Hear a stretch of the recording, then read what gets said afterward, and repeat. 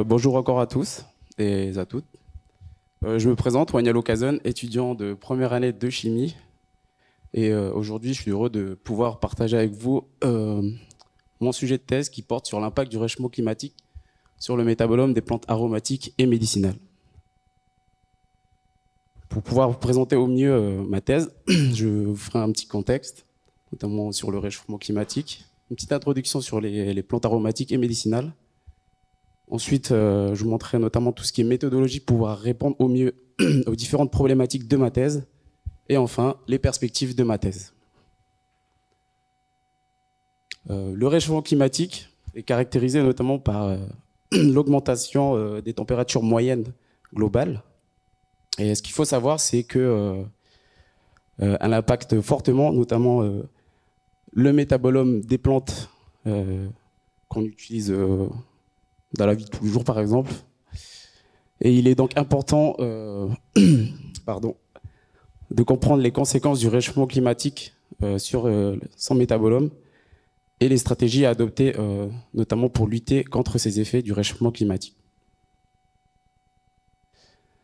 Alors, les plantes aromatiques et médicinales ont joué un rôle important, notamment dans les sociétés, pour se nourrir et se soigner. Elles ont permis aussi l'essor des industries pharmaceutiques et cosmétiques, notamment dans l'utilisation de principes actifs, notamment anti-inflammatoires, antimicrobiens et antiviraux, par exemple. Il est donc important de comprendre l'influence du réchauffement climatique sur le métabolome. Je n'avais pas défini métabolome, excusez-moi. C'est l'ensemble des molécules qui composent une plante. Et aussi d'anticiper les réactions des plantes face à ces changements, mais aussi d'adopter des stratégies pour lutter justement contre ces effets sur les plantes. Pour les objectifs de ma thèse, ce sera deux grands objectifs. La première, ce sera comprendre l'impact du réchauffement climatique, notamment ici avec la température, l'augmentation de la concentration du CO2 et la pluviométrie, notamment tout ce qui est hygrométrie, mais aussi le taux d'humidité au niveau des sols. Et aussi pouvoir corréler tout ça avec les activités anti-inflammatoires. Par exemple, si on se concentre notamment sur la modification du métabolome, est-ce que les effets peuvent diminuer par exemple la concentration des principes actifs et donc du coup les effets anti-inflammatoires?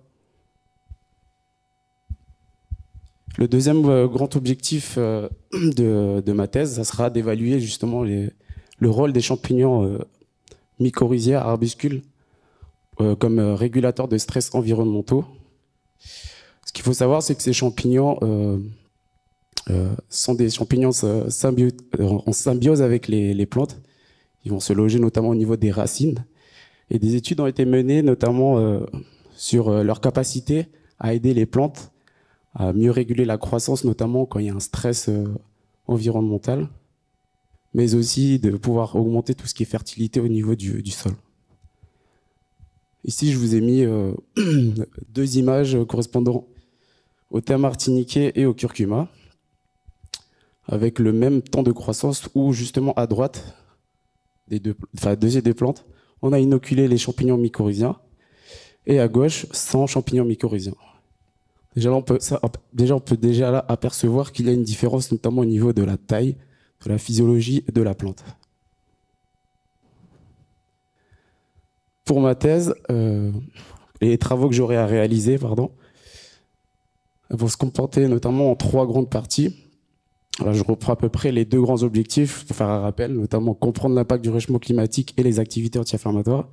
Et la deuxième, évaluer les rôles des champignons mycorrhiziens arbuscules en tant que stresseurs environnementaux. Alors, la méthodologie en première partie, ça sera notamment de cultiver les plantes avec les trois paramètres climatiques qu'on aura mis en place dans des chambres climatiques contrôlées, avec notamment ces plantes où on aura inoculé les champignons mycorrhiziens. La deuxième partie, ce sera notamment pour tout ce qui est récolte, extrait des plantes, et en faire l'étude métabolomique. Et enfin, effectuer des tests de bioactivité afin de corréler justement les effets du réchauffement climatique sur le principe actif de ces plantes. Pour faire un petit récap, du coup, il y aura la culture des plantes en milieu contrôlé, la récolte et la préparation des échantillons, la mise en place de méthodes d'analyse et de séparation, mais aussi la détection de ces métabolites, l'évaluation des activités antibiotiques des extraits et enfin l'analyse de données. Pour la détection des métabolites, l'analyse de données va se comporter en 5 grandes parties, notamment la récolte, l'extraction, l'analyse chimique, l'obtention des données brutes après analyse et enfin le traitement des données. Pour les analyses que j'aurai à effectuer, j'aurai 3 appareils à utiliser, notamment la résonance magnétique nucléaire, qui est une méthode non destructible, reproductible, qui nécessite peu de préparation, mais qui va me donner un grand nombre d'informations structurelles. Elle est néanmoins moins sensible, car des signaux peuvent être masqués. La deuxième technique analytique que j'aurai à utiliser sera notamment la chromatographie liquide, en chromatographie liquide couplée à un spectromètre de masse, qui va lui me permettre une identification beaucoup plus fiable, notamment avec la résolution, la sensibilité. C'est une méthode plus ou moins rapide et aussi en termes de séparation aussi. Ce sera notamment pour tout ce qui est composé non volatile et polaire de mes extraits. Le dernier appareil que j'aurai utilisé, ce sera une chromatographie en phase gazeuse couplée à un spectromètre de masse, mais ce sera notamment pour tout ce qui est composé volatile et apolaire. Pour le traitement des données, j'aurai tout ce qui est logiciel informatique à utiliser, notamment MZMine, qui va me permettre de traiter des données brutes, de faire notamment tout ce qui est feature, notamment pour aligner tout ce qui est temps de rétention correspondant à un spectre de masse précis qui sera propre à un composé que j'aurai à étudier, à analyser. GNPS qui va me permettre de créer tout ce qui est réseau moléculaire à partir de données spectrales.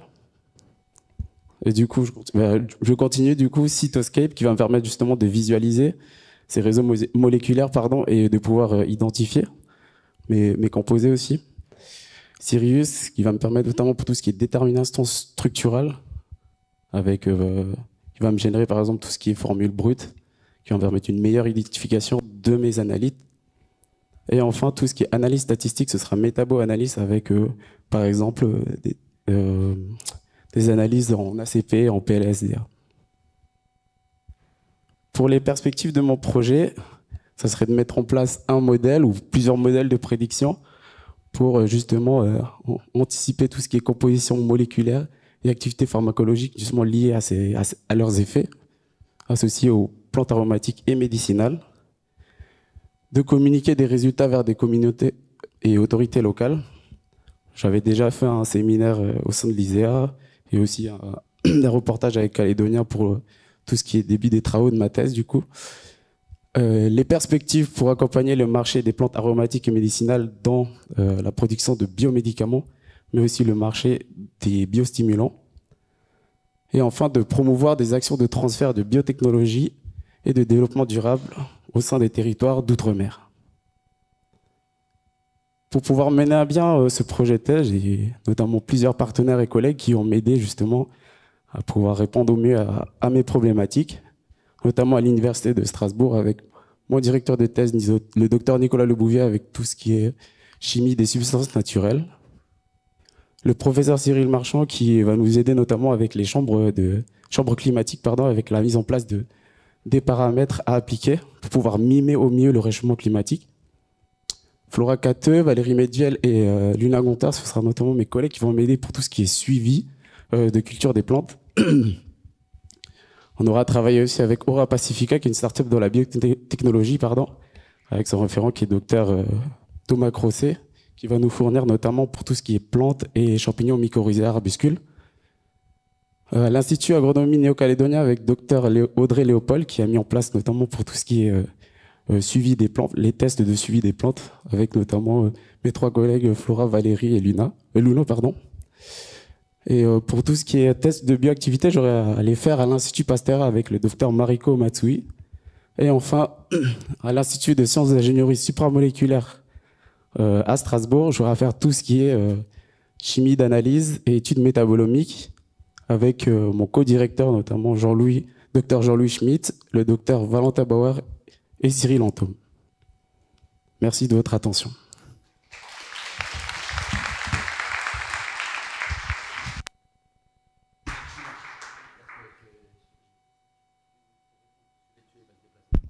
Merci Wainalo pour cette présentation. Je rappelle, c'est 10 minutes. Hein. Le temps compte. Donc, y a-t-il des questions? Voilà. Donc, s'il y a des questions, le micro va se balader. Oui. Voilà, monsieur, lève la main là-bas.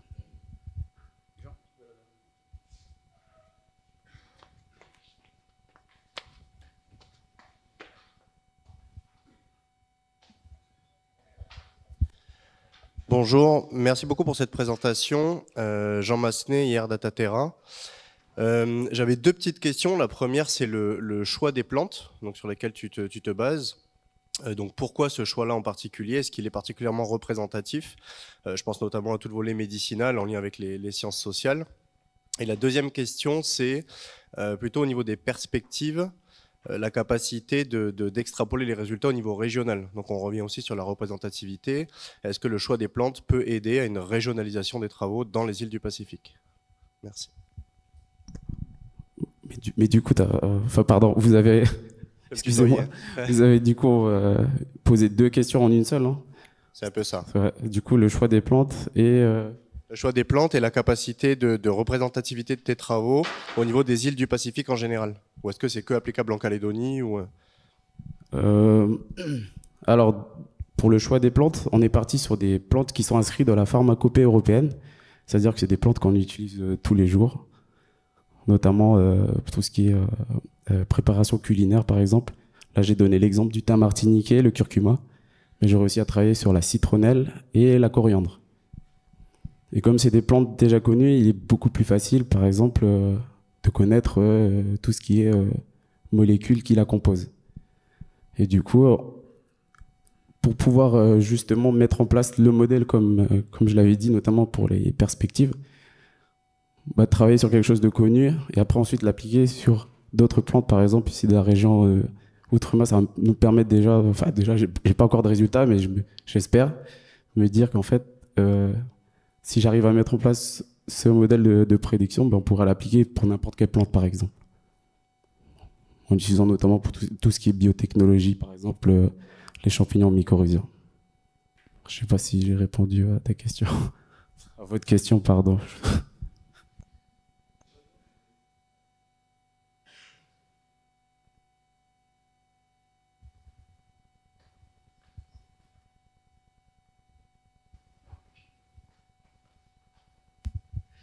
Merci pour la présentation. Une petite question sur les métabolites que tu vas analyser. Est-ce que tu es sur une problématique davantage de, j'allais dire de qualité, c'est-à-dire le métabolite est plus ou moins actif, c'est ce que tu as exposé à un moment, ou est-ce que tu es aussi sur une notion de quantité, c'est-à-dire de nouveaux métabolites apparaissent ou certains disparaissent éventuellement? Comment tu vas gérer ça? Est-ce que tu as une idée de où ça va dépendre de tes premiers résultats peut-être? Alors du coup, pour répondre à votre question, du coup, alors l'étude métabolique, ça permet de comprendre l'ensemble de toutes les molécules qui composent la plante. Et effectivement, on a des principes actifs qui vont nous intéresser plus, notamment en termes de qualité. Mais là, le but, c'est de pouvoir voir s'il y a une modulation, pas forcément sur les principes actifs, mais d'autres molécules. Et si par exemple, je ne sais pas si sous l'effet de la température, j'ai une diminution de mon principe actif, mais derrière, j'ai une molécule qui n'est pas forcément, on va dire, à intérêt, qui augmente, mais qui est liée à des voies métabolites. Ça répond aussi, par exemple, en quelque sorte, la question du quelles sont les conséquences du réchauffement climatique sur le métabolome de mes plantes. Je ne sais pas si... Si. Ok.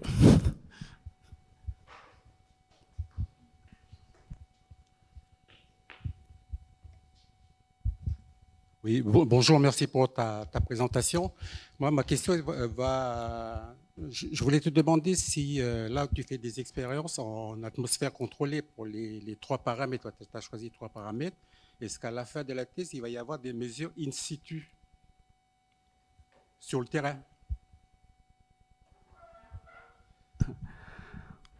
Normalement, c'est pas prévu, parce qu'on fait tout dans les chambres climatiques pour l'instant. Après, normalement, il y a aussi des expériences faites sous serre. Mais par rapport à ça, par rapport à ta question, votre question, pardon, ça, je vais pas y arriver. Je pense que ça va pas être le cas pour moi pour ma thèse. Merci.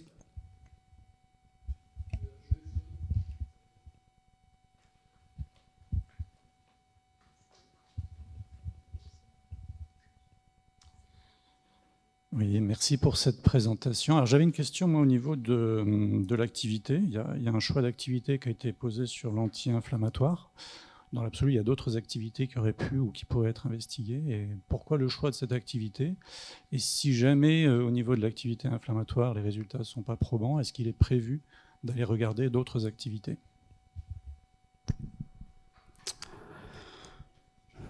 Bon, déjà, je ne suis pas encore à cette étape. Du coup, l'étape 3 de ma méthodologie de travail pour cette thèse.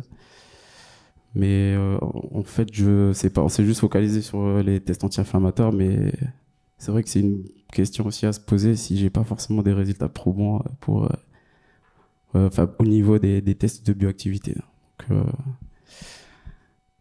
après, je sais pas vraiment. Je sais pas d'autres tests je sais pas vers quel autre test que j'aurais effectué.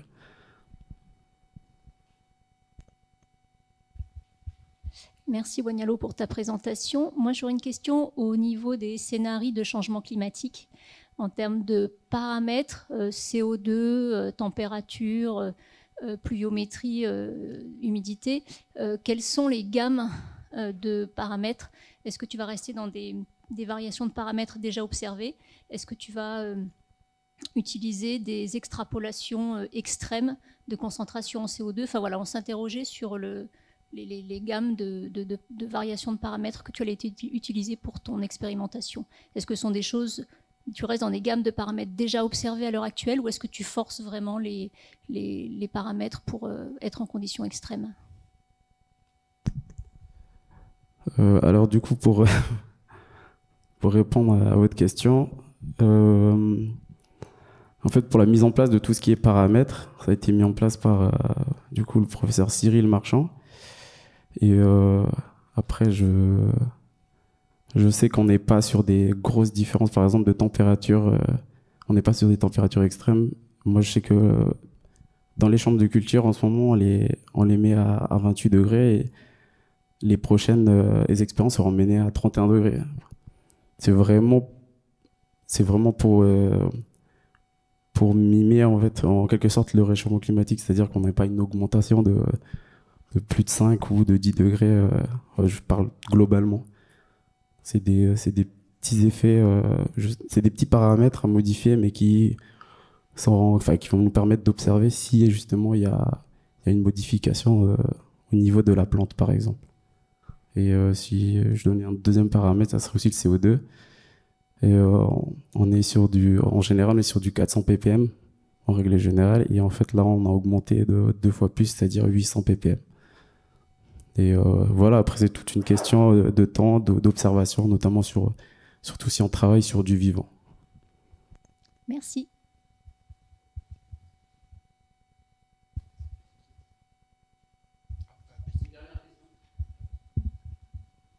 Bonjour, ouais, merci pour ta présentation. Juste une petite question, le fond génétique de tes plantes, toutes les mêmes, sont toutes identiques? Est-ce qu'il y a eu un choix particulier ou un choix particulier va être fait en termes de fond génétique? Sont-elles prêtes? Alors du coup, ouais, j'avais déjà plus ou moins un élément de réponse par rapport à votre question. Alors du coup, ce sont des plantes qui ont été mises en culture in vitro, c'est-à-dire c'est tous des clones. Ils ont tous le même génome du coup. Et justement, c'est pour s'affranchir notamment de l'effet génétique sur la diversité même au sein d'une même espèce. Du coup, on a gardé un seul génome pour pouvoir justement étudier pour les différentes espèces de plantes. Enfin, que j'aurai à faire du moins pour la thèse. Du coup, pour tout ce qui est effet génétique, on s'est déjà affranchi de ça.